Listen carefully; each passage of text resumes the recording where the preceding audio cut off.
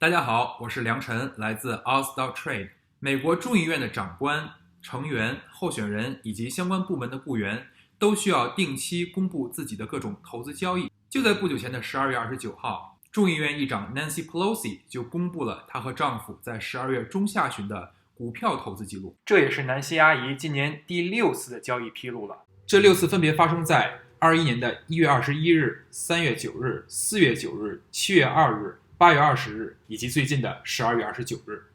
从南希阿姨的交易披露当中，我为大家提取出了她所有的期权交易记录。在这里我们可以看到，在她之前的披露中，期权还只处于一个辅助仓位的作用，但是在最新的披露中，南希阿姨全程开挂，在期权道路上越走越远，其中不仅包含了传统大牛股谷歌、CRM 和迪士尼，还包含了半导体制造商美光科技以及元宇宙概念股 Roblox。今天咱们就聊一聊众议院议长兼期权高手 Nancy Pelosi 的交易策略。首先，他所有的期权均为看涨期权，并且从合约购买日至到期日之间至少有270天的距离。这种交易策略被称为远期看涨期权策略 LEAP。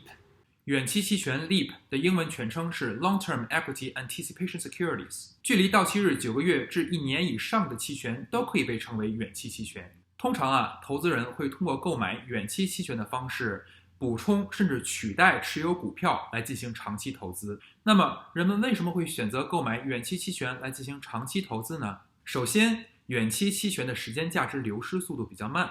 一般来讲从距离到期日60天开始，期权的一部分价值会随着时间的流逝而不断减少，这样对于期权的买方是不利的。但是购买远期合约就不会存在这样的问题。使用远期期权的第二个好处就是资金利用率比较高。这里我们用南希阿姨在7月13日购买的英伟达的远期看涨期权举例。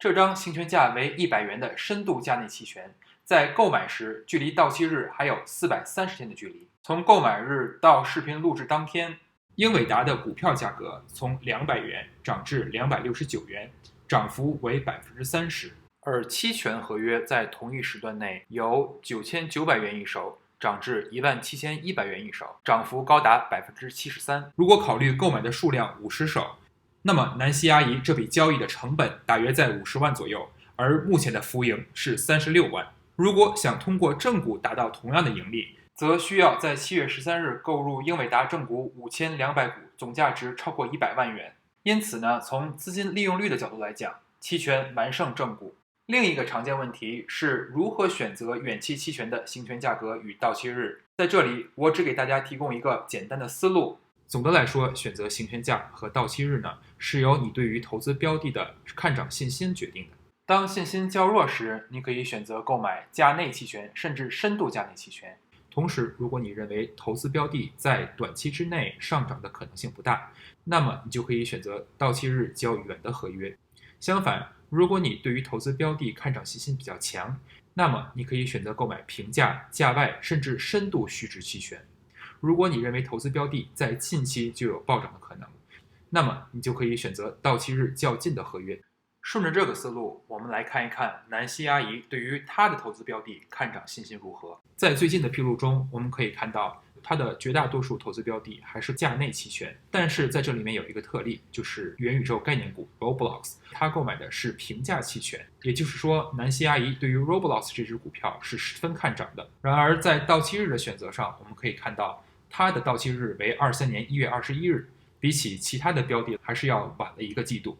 因此，我们可以推断出南希阿姨给予了 Roblox 足够的时间，让它充分上涨。好了，讲到这里，不知道您对于远期期权是不是有了一个更深的了解呢？